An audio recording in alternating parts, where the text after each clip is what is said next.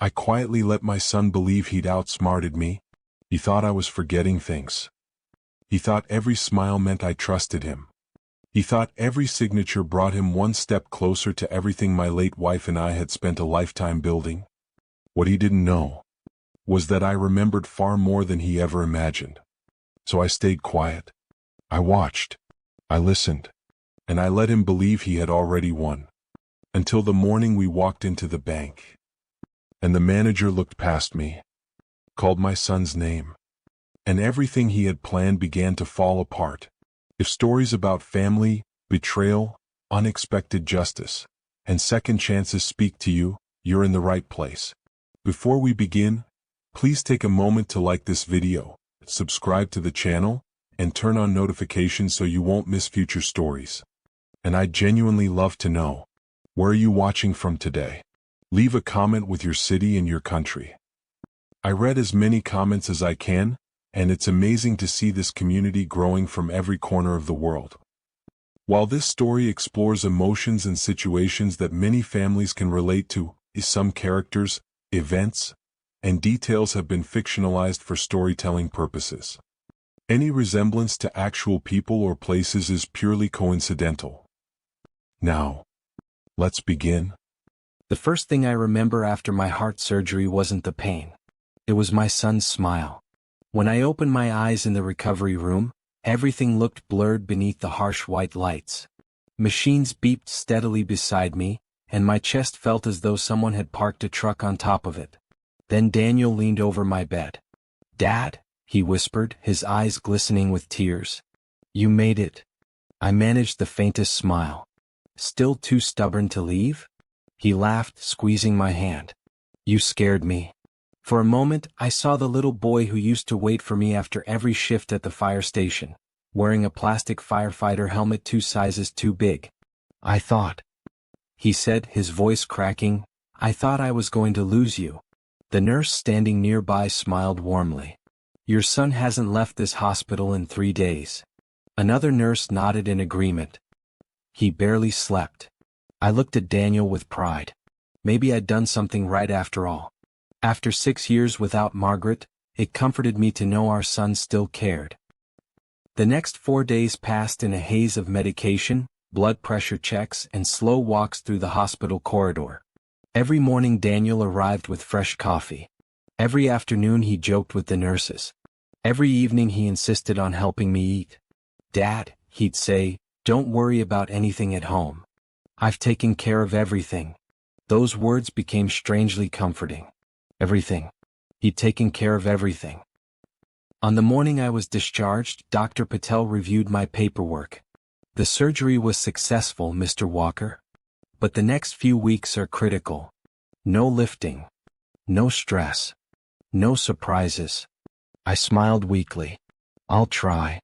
The doctor glanced toward Daniel. "Your father needs stability." Daniel immediately nodded. "I'll make sure he gets it." The doctor seemed genuinely reassured. So was I. The drive home felt longer than usual. October sunlight spilled across the windshield while golden leaves drifted through quiet suburban streets. I hadn't realized how much I'd missed ordinary things. The old bakery on Jefferson Avenue. Mrs. Lewis walking her golden retriever. The little park where Margaret and I used to bring sandwiches every Sunday afternoon. Life looked exactly the same, which made what happened next impossible to understand. As we turned onto Maple Ridge Drive, something felt wrong. My mailbox was gone. I frowned. Did someone hit it? Daniel kept his eyes on the road. "They're replacing them." Oh, that seemed odd. But I let it go. A few houses farther, I noticed Harold Jenkins standing in his front yard. Our neighbor of nearly 20 years. I lifted my hand to wave. Harold looked directly at me, then quickly lowered his head and walked back inside without returning the gesture. A strange knot formed in my stomach. Harold seemed upset. Daniel shrugged. "Maybe he didn't see you." "Maybe." Daniel slowed the truck in front of my house. Except, it didn't look like my house anymore. The flower pots Margaret had painted by hand were gone. The American flag I'd raised every Memorial Day had disappeared. Even the old wooden rocking chair from the porch was missing. What happened? Daniel switched off the engine. We should talk inside. I reached for the door handle. It wouldn't open. Daniel gently touched my arm. Dad. Maybe let me explain first. Explain what? He didn't answer. Instead, he stepped out and walked toward the front door. I followed slowly, my chest aching with every step. Then I froze. The brass house number. Gone. In its place. A brand new plaque. The Carters. I stared at it, certain I was hallucinating. This. I whispered. This isn't right. Daniel unlocked the front door. Not with my key. With a completely different one. The smell hit me first. Fresh paint. New carpet. None of Margaret's lavender candles. None of the familiar scent that had welcomed me home for almost 40 years. The living room was empty. Every photograph had disappeared. The grandfather clock I'd inherited from my father? Gone. Margaret's piano? Gone. The recliner where I'd watched football every Thanksgiving? Gone. Only blank walls remained. I turned slowly in circles, unable to understand what I was seeing. My furniture. My books. Our wedding pictures. Where are they? Daniel took a slow breath. Dad. I sold the house. For a moment, I honestly believed the medication was making me hear things. You. What? I sold it. The closing happened 3 days ago. The room spun. You sold my house. Our house, he corrected softly. You weren't getting any younger. The doctors said recovery could take months. I found you a wonderful assisted living community. You'll be much safer there. I stared at him, waiting for the punchline. It never came. You can't sell my house. I never agreed to that. Daniel looked genuinely sympathetic.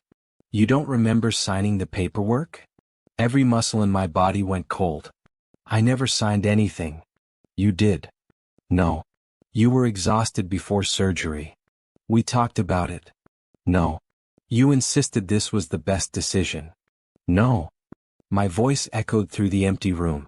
The sharp pain in my chest forced me to grab the kitchen counter for support. Daniel immediately stepped forward. Dad. Please. The doctor said stress could hurt your heart. His concern looked so real that for one terrifying second, I questioned myself. Had I signed something? Before surgery? During all the hospital paperwork? Was there something I couldn't remember? As doubt crept into my mind, movement outside the front window caught my eye. Across the street, Mrs. Jenkins stood watching. When our eyes met, her face filled with pity. She quietly shook her head, as if she truly believed I had forgotten my own decision. And in that moment, I realized the nightmare had already begun. I couldn't move. Daniel's words echoed through the empty living room. I sold the house. They didn't sound real. They couldn't be. This house wasn't just wood and brick. Margaret and I had painted every wall ourselves. We had planted the maple tree in the backyard the week Daniel started kindergarten. Every scratch on the hardwood floor had a story. Every room carried a memory. People don't simply wake up from heart surgery and discover someone has erased 40 years of their life. I leaned against the kitchen counter, trying to steady my breathing. No. I whispered. There has to be a mistake. Daniel remained calm. Painfully calm. He spoke the way nurses speak to frightened patients. Dad. Please sit down. We've talked about this. No, we haven't. Yes. You just don't remember.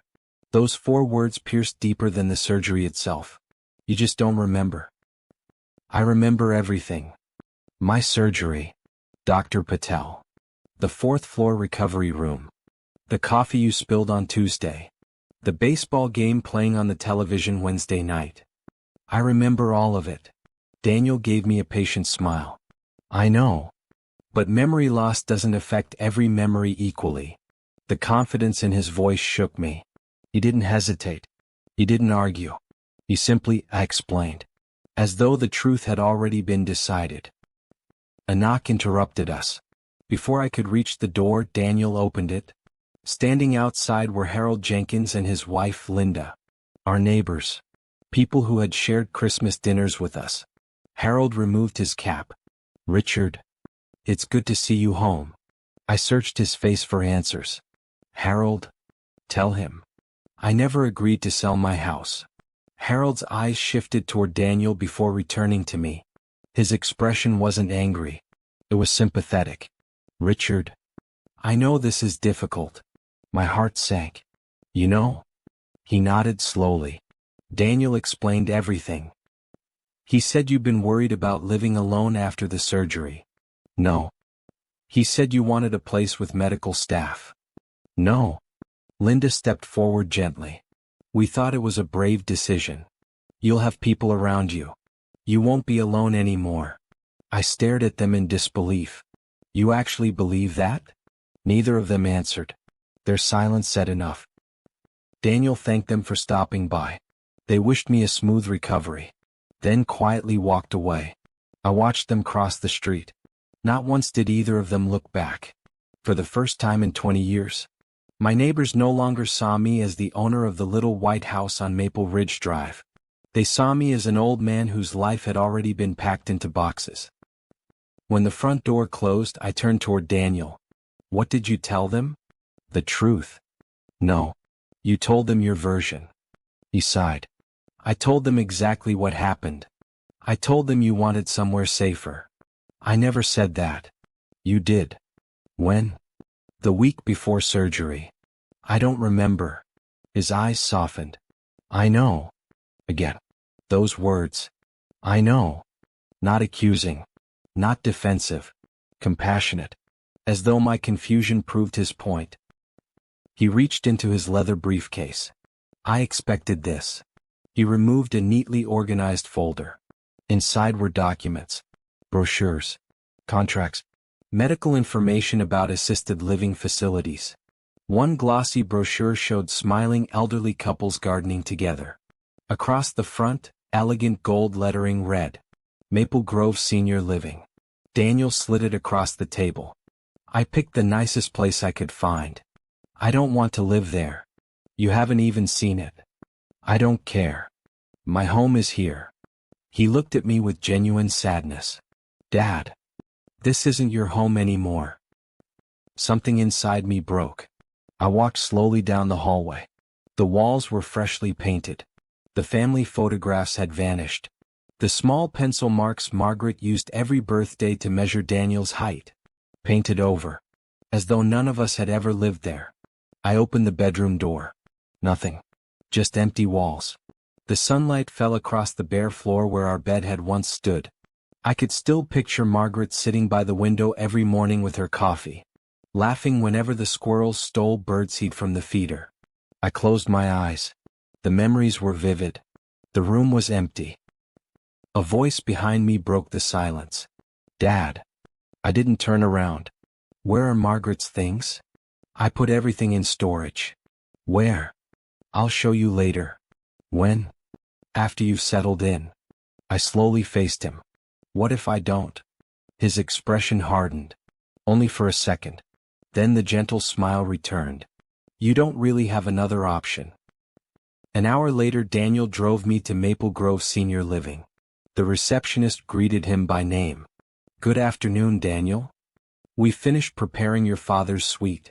Sweet. She spoke as though my arrival had been planned for weeks, maybe months. A cheerful nurse handed me a welcome folder. Inside was a meal schedule, activity calendar, emergency contact form. Everything already completed, including my room number, including my medical information, including my preferred pharmacy. Someone had spent a great deal of time preparing for my new life, a life I had never chosen. That evening I sat alone in a small furnished room overlooking the parking lot. The television played quietly in the corner. I wasn't watching it. My phone buzzed. Unknown number. I answered. Hello. A woman's voice spoke softly. Mr. Walker? Yes. My name is Sarah Carter. There was a long pause before she continued.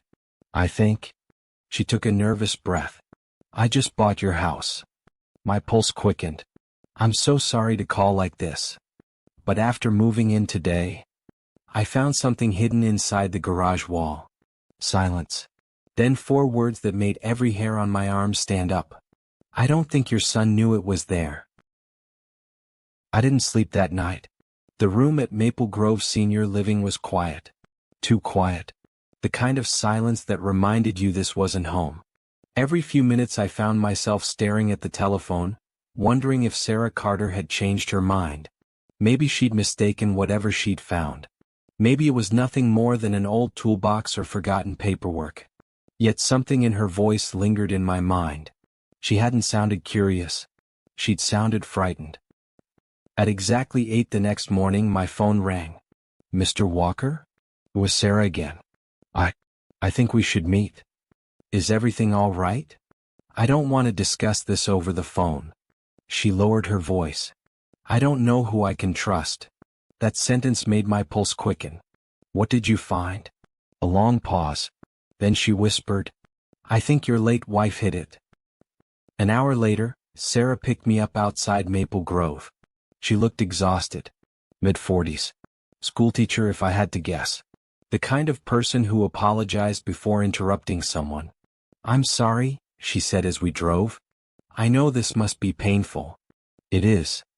I never would have bought the house if I'd known. I stopped her. This isn't your fault.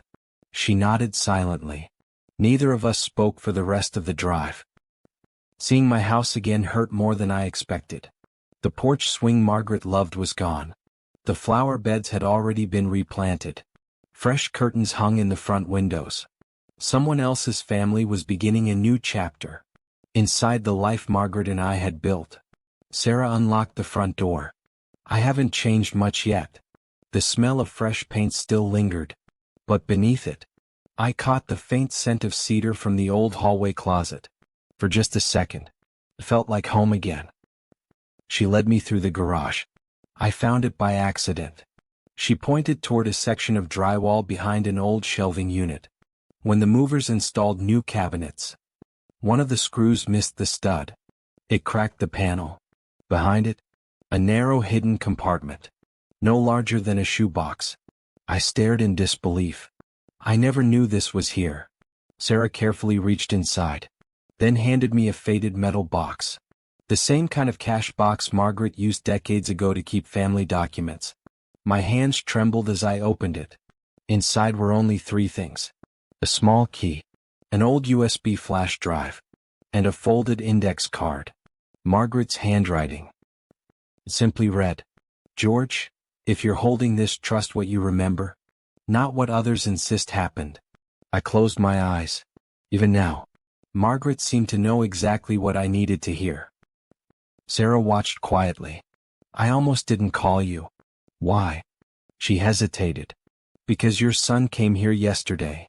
My head snapped up. Daniel? She nodded. He said he'd forgotten a few family keepsakes. What was he looking for? I don't know. But, she swallowed. He searched this garage for almost 40 minutes. Cold spread through my chest. He searched every cabinet, every shelf. He even tapped on the walls. She looked toward the hidden compartment. I don't think he found this. Neither did I. Daniel hadn't forgotten something. He'd been hunting for something. I looked again inside the box. The USB drive had no label. The key carried a tiny brass tag. Box 214. Nothing more. No bank name. No address. Just those numbers. What do you think it opens? Sarah asked. I honestly don't know. But Margaret had never done anything without a reason. If she'd hidden these items, they mattered. Back at Maple Grove, I borrowed the receptionist's computer. The USB drive contained only one folder. Inside were dozens of scanned files. Photographs. Insurance records. Tax returns. Everything neatly organized. Margaret always believed in keeping backups. Then I noticed another folder. Hidden. Its name consisted of only 3 letters. DW. Daniel Walker. My heartbeat quickened. I clicked. The folder required a password. I tried birthdays, anniversaries, our wedding date. Nothing. After the 5th failed attempt, the computer displayed a warning. One more incorrect password would permanently lock the folder. I leaned back in frustration. Margaret had protected it carefully. There had to be a clue. Then I remembered the index card. Trust what you remember. Not what others insisted happened. Remember. What? That evening I couldn't stop thinking about Margaret. Little moments. Ordinary conversations. The way she'd quiz me on crossword puzzles because she claimed history teachers had terrible spelling. Then suddenly, one memory surfaced. The day we celebrated our 40th wedding anniversary. Margaret had laughed while locking away old photographs. If you ever forget the password, she teased, just remember where we first danced. Where we first danced. Not our wedding. Not our first date. The old fire station fundraiser. Autumn ball. October 12, 1978. With trembling fingers I typed. Autumn 1978. The folder opened. Only one file waited inside. A video. Recorded just 6 weeks before Margaret died. I clicked play. The screen remained black for several seconds. Then Margaret's face appeared. She looked thinner. Weaker. But her eyes were steady. She looked directly into the camera. George. If you're watching this. It means Daniel has already taken the house. I felt every hair on my arm stand up. She knew. Somehow. Long before any of this had happened. Margaret had known exactly how the story would begin. My finger hovered over the mouse. For several seconds. I couldn't bring myself to press play. Margaret had been gone for 6 years. The last time I'd heard her voice was in a hospital room where she'd apologized for leaving me alone. I wasn't ready to hear it again. But I wasn't ready to look away either. Slowly, I clicked. The image sharpened. Margaret sat in our old kitchen, sunlight pouring through the window behind her. She looked frail. Her cheeks were thinner. Her shoulders smaller. Yet there was something in her expression I hadn't seen during the final months of her illness. Determination. She smiled gently. Hello, my love. My throat tightened. I hope I'm wrong. I've prayed every day that you'll never have to watch this. She glanced down at something on the table before looking back into the camera. But if you are, then Daniel has already taken the house. I stopped breathing. She hadn't guessed. She had known. Margaret took a slow breath. Before you become angry, I need you to listen carefully. You've spent your entire life believing people tell the truth until proven otherwise. I've always admired that about you. Her smile faded. But Daniel stopped thinking like that years ago. He learned something very dangerous. He believes that if he controls the story, he controls reality. The words echoed inside my mind. Not the truth. The story. That explained everything. The neighbors. The nurses. The assisted living facility. Every person had heard Daniel's version before I ever had the chance to speak. Margaret reached beside her chair and lifted a blue binder. You'll probably spend weeks trying to understand why. Don't. You'll never understand someone who believes every relationship is a transaction. Instead, she tapped the binder. Understand the pattern. The pattern never lies. She opened it briefly, revealing dozens of plastic document sleeves. I've copied everything. Every conversation I thought mattered. Every document that felt wrong. I didn't know whether any of it would become important. So I saved all of it. That was Margaret. She never panicked. She prepared. The video continued. You've probably already found the metal box. I instinctively looked toward it on the desk beside me. If you found it? Then Daniel never did. A faint smile crossed her face. He searched once already. My heart skipped. Once already? Margaret had recorded this before she died. Daniel had searched the garage years ago. Before any surgery. Before any hospital. Before anyone knew I would need heart surgery. What had he been looking for? Margaret answered the question before I could even ask it. He thinks I kept something valuable. Money. Property papers. Jewelry. She shook her head. He never understood. The most valuable thing in this family was never hidden in that garage. It was hidden inside people's assumptions. I frowned. I wasn't sure what she meant. Not yet. She leaned closer to the camera. George. If Daniel has taken the house, he believes he's already won. That's his biggest mistake. She smiled again. The house isn't what he needed. Now I was completely confused. If he didn't need the house, then why had he taken it? Margaret reached into the blue binder again. This time she removed a folded sheet of paper. I want you to remember something. 3 years ago, Daniel begged us to help him invest in a commercial construction project. I remembered. Of course I remembered. He'd called it the opportunity of a lifetime. Margaret had politely refused. I'd been disappointed. At the time, I thought she was simply being cautious. Apparently, there had been more to it. He didn't tell you everything, Margaret said quietly. He wasn't buying property. He was guaranteeing debt. The words landed heavily. If the project failed, the lenders would demand collateral. She looked directly into the camera. He promised them something that wasn't his to promise. A chill crawled down my spine. The house. Margaret nodded slightly, almost as if she knew I'd reached the same conclusion. He believed that once I was gone, and once your health began to decline, he'd eventually inherit the house anyway. So he used tomorrow's inheritance to secure yesterday's debt. I covered my mouth. Daniel hadn't acted after my surgery. He had acted long before it. The surgery had simply given him the opportunity to finish what he'd already started. Margaret's breathing became heavier. She paused before continuing.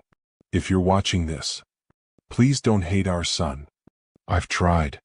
I couldn't. He'll answer for what he's done. But don't let hatred become your final memory of him. Tears rolled down my face. Even now, she was protecting him.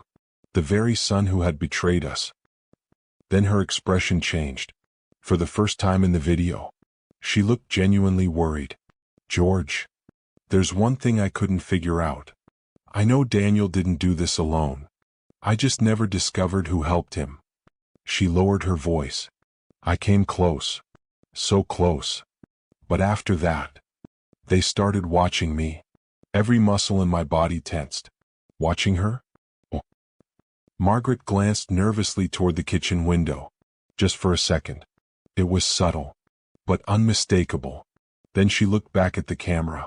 If anything happens before I can finish this, go to safe deposit box 214. I instinctively looked toward the brass key lying beside the computer. The one labeled 214. So many people think the answers are inside the house. She smiled softly. They're not. They've always been waiting somewhere else. The screen flickered. Margaret reached toward the camera. The recording ended. I remained frozen in my chair.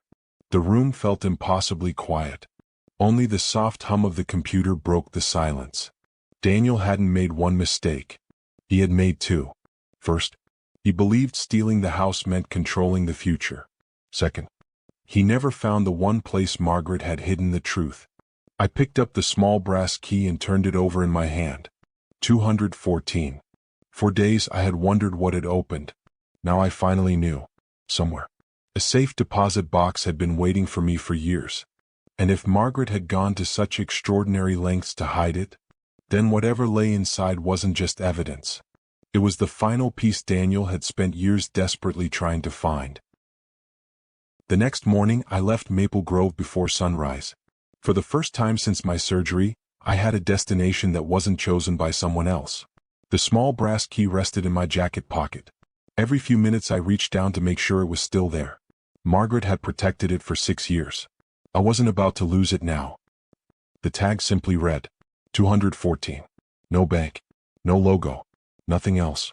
Fortunately, Margaret had always believed in writing things down. Back in the USB folder, hidden beneath old insurance documents, I found a scanned receipt dated nearly 7 years earlier. First National Trust Bank. Safe deposit box number 214. Rental paid in advance for 10 years. I smiled despite everything. That was Margaret. She never left loose ends. The taxi stopped in front of a modest brick building downtown. It wasn't one of those towering financial headquarters. Just an old neighborhood bank that had probably been there for decades. Inside, polished wooden counters and brass fixtures made the place feel untouched by time. A young receptionist greeted me. "Good morning, sir. How may I help you?" I placed the key on the counter. "I believe my wife rented a safe deposit box here." She examined the number. "I'll need identification." After checking my driver's license, her polite smile faded. "One moment, please." She disappeared into the back office. Minutes later, an older gentleman approached. Silver hair. Dark blue suit. Warm eyes behind thin glasses. "Mr. George Walker?" "Yes. I'm Charles Bennett, the branch manager." He extended his hand. "I've been expecting you." My eyebrows lifted. "Expecting me?" He nodded. "Your wife left very specific instructions." Charles led me into a quiet office instead of the vault. He opened a thin file bearing Margaret's name. "Mrs. Walker visited us several times during her illness. She told me that one day—" He hesitated before continuing. "You might come here confused." The word stung. Confused. Exactly what Daniel wanted everyone to believe. Charles continued gently. "She asked me to tell you something before opening the box." He unfolded a sealed envelope. On the front, in Margaret's familiar handwriting. "For George. Read first." I opened it carefully. Inside was only one page. "George, if you're reading this, don't rush. Whatever Daniel has done, he wants you to react emotionally. Don't. Truth doesn't become stronger because we shout it. It becomes stronger because we can prove it. Everything you need is inside box 214. But remember, you're not looking for revenge. You're looking for the truth. Love always, Margaret." I folded the letter with trembling hands. Charles quietly waited. Then he asked, "Are you ready?" I nodded. The bank vault door weighed more than I expected. Steel bolts slid aside with a deep metallic sound. Rows upon rows of safe deposit boxes stretched across the room. Charles stopped in front of one near the floor. 214. He inserted the bank's master key.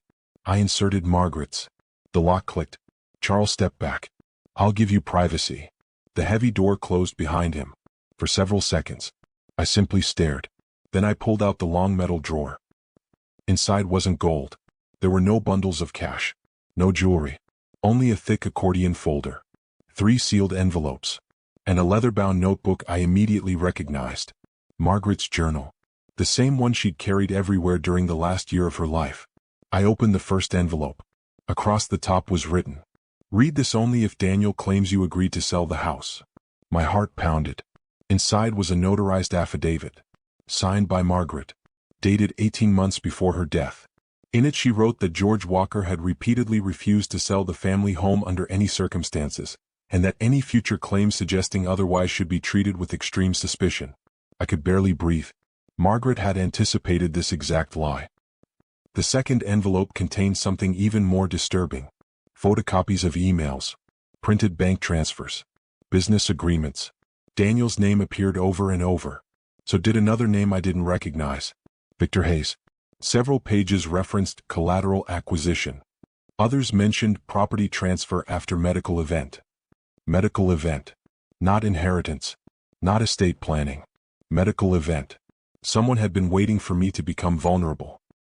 I opened Margaret's journal. The final months of her life filled page after page.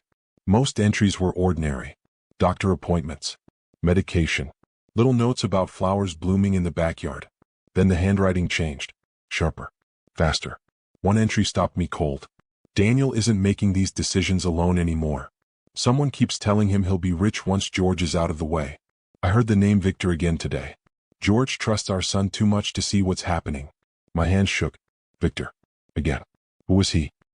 As I turned another page, a folded business card slipped onto the table. Read. Victor Hayes, Hayes Capital Recovery Group. On the back, Margaret had written only 4 words. He scares even Daniel. A chill ran through my body. For the first time, I realized my son might not have been the mastermind. He may have started this out of greed. But somewhere along the way, someone far more dangerous had taken control. Just then, someone knocked softly on the vault door. Charles's voice came through. "Mr. Walker?" I quickly wiped my eyes. "Yes. I'm sorry to interrupt." His tone had changed. Less calm. More cautious. "There's a gentleman in the lobby. He insists on speaking with you." I told him you weren't available. A brief silence followed. Then Charles added words that made my stomach tighten. He says his name is Victor Hayes. Charles Bennett closed the vault drawer before looking at me. His calm expression had vanished. I don't think you should leave through the main lobby. I slipped Margaret's journal and the accordion folder into my shoulder bag. Why? Charles lowered his voice. The gentleman waiting outside isn't behaving like an ordinary visitor. He isn't angry. He isn't impatient. He's simply waiting. Something about those words unsettled me more than if Victor had been shouting. People who were willing to wait usually believed time was on their side. Charles led me through a narrow hallway that connected the vault to an employees-only exit. Before opening the rear door, he stopped. "Mr. Walker, may I give you some advice?" I nodded. "If your wife went through this much trouble to protect those documents, don't let anyone know what you found." "I won't. And don't meet Victor Hayes alone." Those were the last words Charles said before I stepped into the cool autumn air. I had barely reached the sidewalk when my phone vibrated. An unknown number. I hesitated, then answered. "George Walker." A deep, controlled voice replied. "Mr. Walker, my name is Victor Hayes. I was hoping we could have a conversation." I kept walking. "I have nothing to say to you. You might after hearing what I know." "I doubt it." Victor chuckled softly. "You sound just like your wife." My feet stopped moving. "You knew Margaret?" "We met. Several times." Anger rose inside me. "You threatened her." "No. I warned her." "There's a difference." "You manipulated my son." There was a brief silence. Then Victor answered calmly. "No. Your son came to me. He needed money. I offered him business. He offered me collateral. My house." "Yes." Victor didn't even try to deny it. "He told me the property would belong to him eventually." He seemed very confident. Every word felt like another brick pressing against my chest. "So you waited. We invested. We were patient. And then your surgery happened." My grip tightened around the phone. "So everything was planned." "No." Victor corrected me. "Everything was prepared." I hung up without another word. The phone rang again almost immediately. I ignored it. Again. Ignored. A third time. Finally, a text message appeared. "Ask Daniel about the second signature." I stared at the screen. Second signature? What second signature? Back at Maple Grove, I locked myself inside my room. The accordion folder covered the small desk. Margaret's journal lay open beside it. For hours I read every page. She had documented nearly everything. Conversations, dates, receipts, odd behavior, small inconsistencies. The more I read, the clearer one fact became. Margaret hadn't been trying to prove Daniel was guilty. She had been trying to understand who was guiding him. Near the back of the journal, another folded paper slipped onto the floor. It wasn't written by Margaret. It was a photocopy. Across the top appeared the words, "Property Transfer Authorization." My name, George Walker. Below it, a signature. At first glance it looked exactly like mine. But something was wrong. The letters leaned slightly forward. Mine always leaned backward. Then I remembered Victor's message. The second signature. I searched through the folder again. Minutes later I found another copy of the same document. Same date. Same property. Same authorization. Different signature. One signature had been practiced. The other had been traced. A chill ran through me. Daniel hadn't forged my signature once. He'd forged it twice. The first attempt had failed. Someone had forced him to try again. That explained Victor's message. He wasn't warning me. He was reminding me that he possessed information Daniel hoped no one would ever discover. Just then there was a knock at my door. 3 slow taps. I opened it cautiously. Daniel stood in the hallway. He looked exhausted. His expensive suit was wrinkled. Dark circles hung beneath his eyes. "Dad, what are you doing here? We need to talk." "I don't think we do." He glanced nervously up and down the hallway. "Please. Just 5 minutes." Against my better judgment, I stepped aside. He entered quietly. The moment he saw Margaret's journal on the desk, his face turned white. "You found it?" "Not a question. A statement." "You've been lying to me." Daniel lowered his head. "I know. You stole my home. I know. You let everyone believe I'd lost my mind." His voice cracked. "I never wanted it to go this far." I stared at him. "What does that even mean?" He looked up with tears filling his eyes. "It wasn't supposed to happen like this." For the first time since this nightmare began, Daniel didn't sound rehearsed. He sounded terrified. He sat heavily in the chair opposite me. "I borrowed money. I thought I could pay it back. Then the project collapsed. Victor kept extending deadlines. I thought he was helping. He wasn't. He was waiting." I remained silent. Daniel continued. "When the debt became impossible, he gave me one option. The house. You could have come to me. I was ashamed. You could have told the truth. I thought I could fix it." He covered his face with both hands. "I kept telling myself I'd buy the house back before you ever found out." I almost laughed. Not because it was funny, because it was absurd. "You sold the only home your mother and I ever built, and thought I'd never notice?" Tears rolled down his cheeks. "I never expected you to survive the surgery." The room fell silent. Daniel's eyes widened. "I didn't mean." He stopped. Too late. The words were already hanging between us. Raw.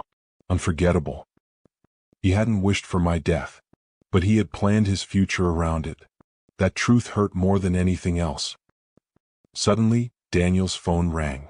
The color drained from his face when he looked at the screen. He didn't answer. It rang again. And again. Finally he whispered, "It's Victor."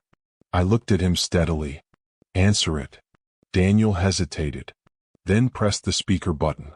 Victor's calm voice filled the room. "I hope you've told your father the truth." Neither of us spoke. Victor continued, "Because if you haven't, I'll be happy to tell him the part you left out." Daniel closed his eyes. His entire body began to shake. There was one secret. Even he had been too afraid to confess. Victor's voice echoed through the small room. "I hope you've told your father the truth." Daniel couldn't answer. His hands trembled so violently that he almost dropped the phone. Victor chuckled softly. "I'll make this easy. You have 24 hours. Either you fix this, or I will." The call ended. The silence that followed felt heavier than any words either of us could speak. I looked at my son. For the first time in weeks, I didn't see a confident businessman. I saw a frightened little boy trapped inside the consequences of his own choices. "What didn't you tell me?" Daniel buried his face in his hands. His shoulders shook. Finally he whispered, "The house was never Victor's real goal." I frowned. "What do you mean?" "He wanted your land." "My land?" Daniel nodded.